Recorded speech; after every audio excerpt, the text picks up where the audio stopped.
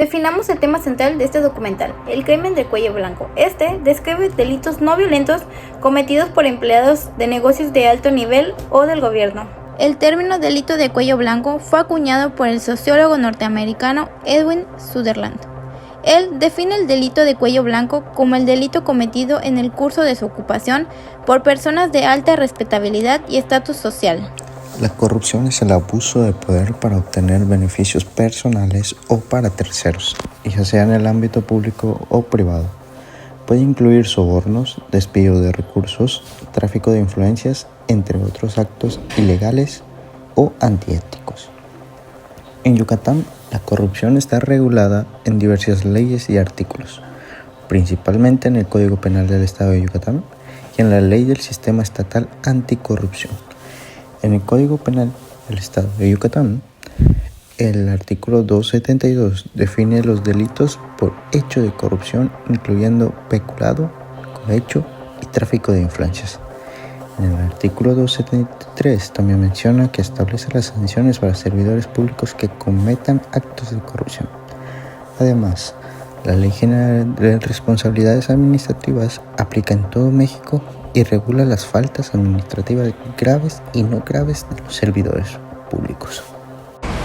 Buenas tardes, hoy nos encontramos con el ponente Flores y nosotros somos estudiantes de la CLEU, donde le haremos unas preguntas sobre el delito de cuello blanco y corrupción. Buenas tardes. Buenas tardes. Bueno, quisiera que me contestara algunas preguntas desde su perspectiva, desde su pericia en el ámbito. ¿Usted cómo podría mencionarme lo que es un delito de cuello blanco?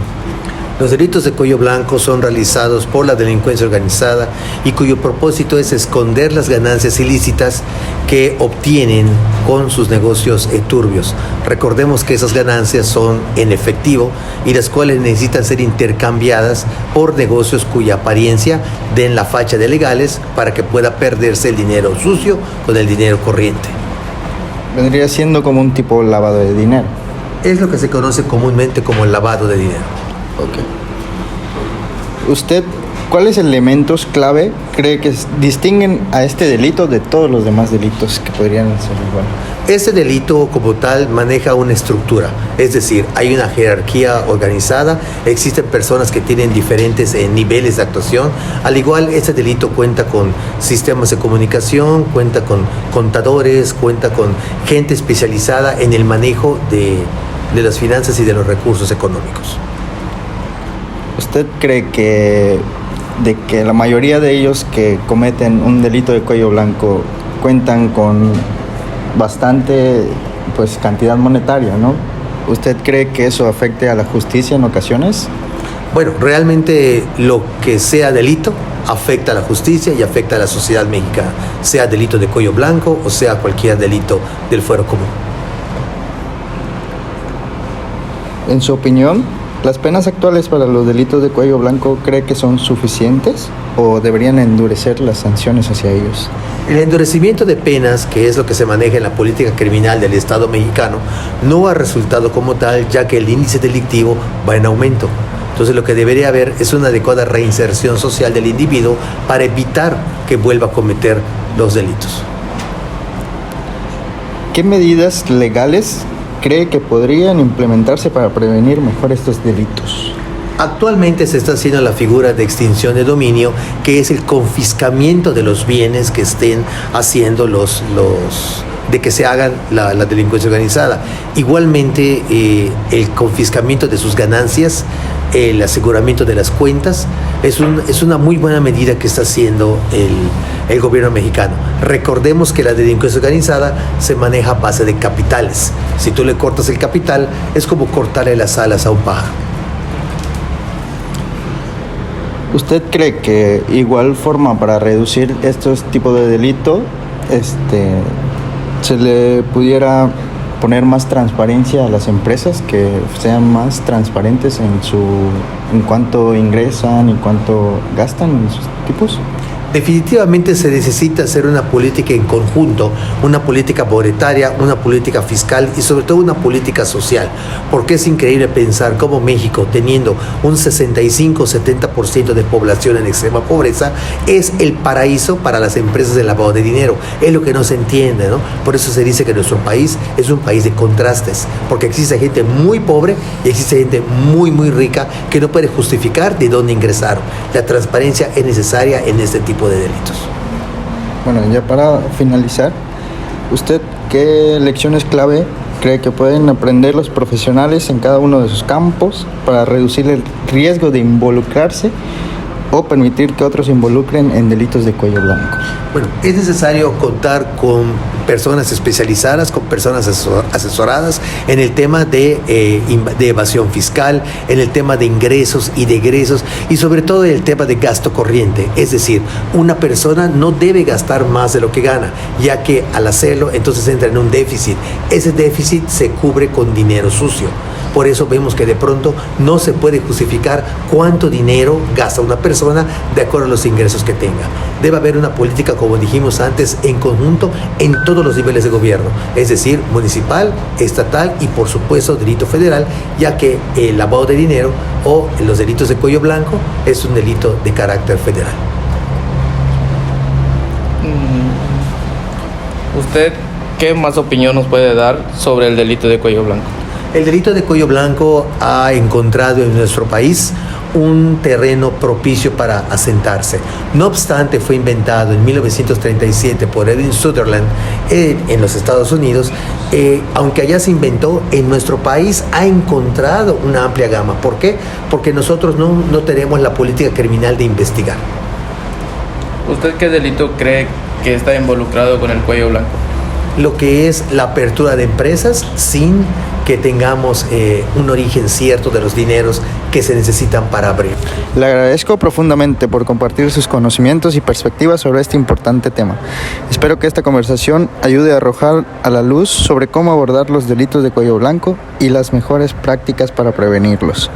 A continuación se presentarán 4 casos diferentes explicados por mi compañera Daniela Pacheco y su servidora Ana Cap, de los ejemplos que nosotros consideramos como crímenes de cuello blanco. El caso Ayotzinapa es un trágico recordatorio de violencia e impunidad que hay en México desde las últimas décadas.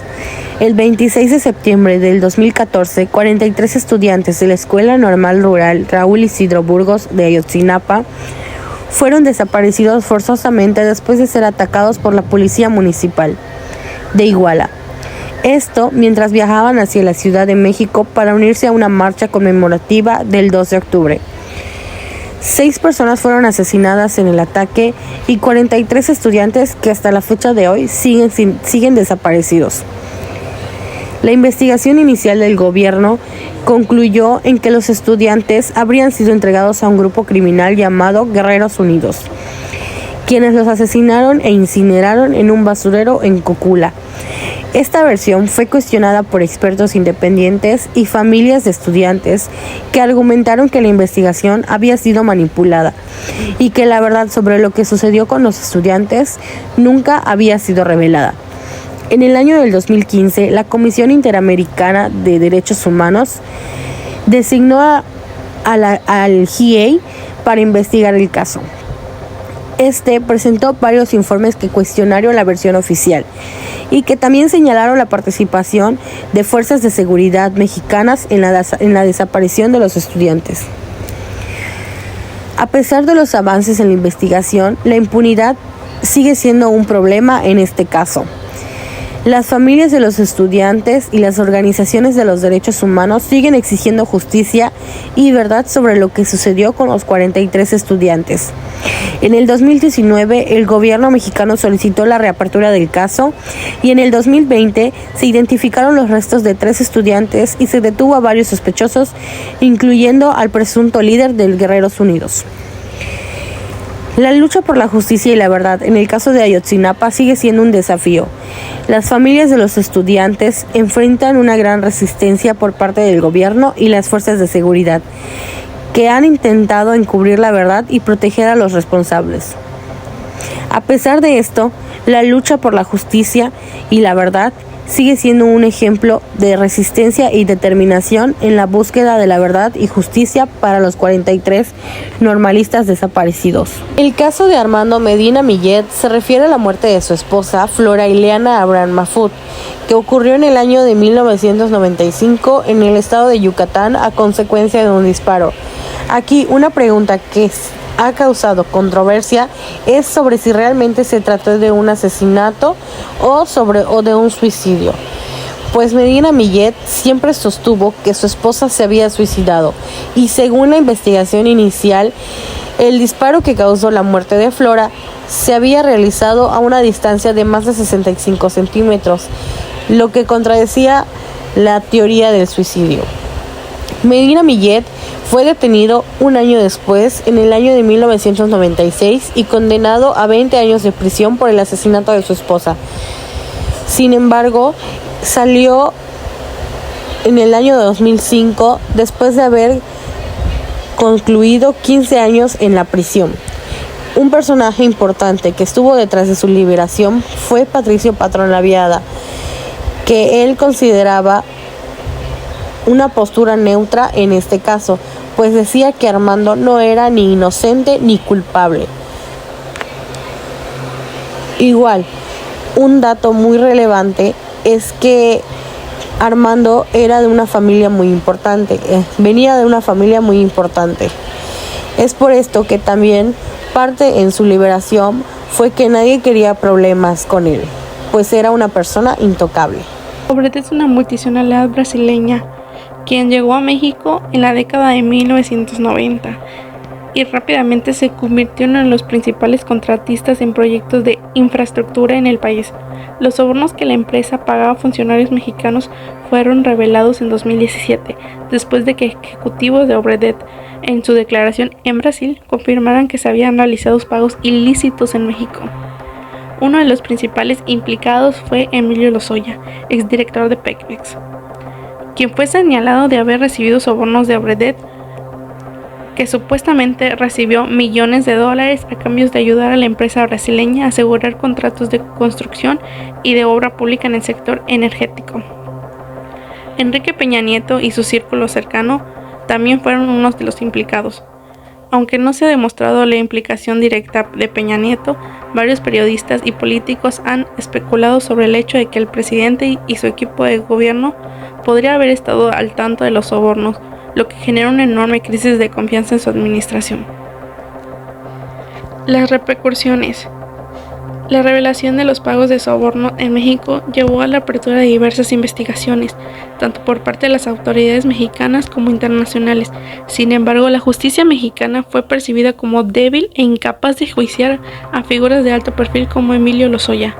Emilio Lozoya, uno de los principales implicados, huyó del país antes de ser arrestado, lo que llevó a un escándalo de evasión de justicia. Posteriormente, fue capturado en España en 2020 y extraditado en México, donde enfrentó cargos relacionados con el caso de Odebrecht. Aunque algunos acuerdos de colaboración se han hecho, muchos críticos apuntan que el caso aún no ha avanzado lo suficiente. Aunque el caso de Odebrecht evidenció las fallas en el sistema de justicia y político mexicano, también impulsó la creación de nuevas políticas públicas y leyes anticorrupción, como el Sistema Nacional Anticorrupción. No obstante, las críticas sobre la eficacia de estas reformas siguen siendo un tema de debate. Este caso es un claro ejemplo de cómo la corrupción y el crimen de cuello blanco puede infiltrarse en todas las áreas del gobierno y cómo puede afectar tanto a la sociedad como a la economía. Y a pesar de todos los esfuerzos para frenar la corrupción, estos escándalos han dejado una marca profunda en la política mexicana, revelando las debilidades de las instituciones encargadas de garantizar la justicia y la transparencia. Para concluir, los delitos de cuello blanco representan una grave amenaza para la integridad de la nación, ya que suelen implicar a individuos con gran poder o influencias que abusan de su posición para cometer actos ilícitos como lo podrían ser el fraude, la corrupción o el lavado de dinero. Estos crímenes, aunque a menudo son invisibles en comparación con otros tipos de delitos, tienen un impacto devastador sobre las instituciones y sobre la confianza pública en las estructuras sociales y económicas. Es fundamental que nosotros, como sociedad, reconozcamos la importancia de fortalecer los sistemas judiciales, las leyes de transparencia y la ética profesional para prevenir y sancionar de manera efectiva estos delitos, garantizando así mayor equidad y justicia. Además, estos delitos afectan la confianza de los ciudadanos en las instituciones gubernamentales y empresariales por la falta de sanciones adecuadas que contribuye a un círculo vicioso de corrupción y fraude, donde aquellos en posiciones privilegiadas tienen la capacidad de evadir las consecuencias de sus acciones. Esto sería todo. Muchas gracias.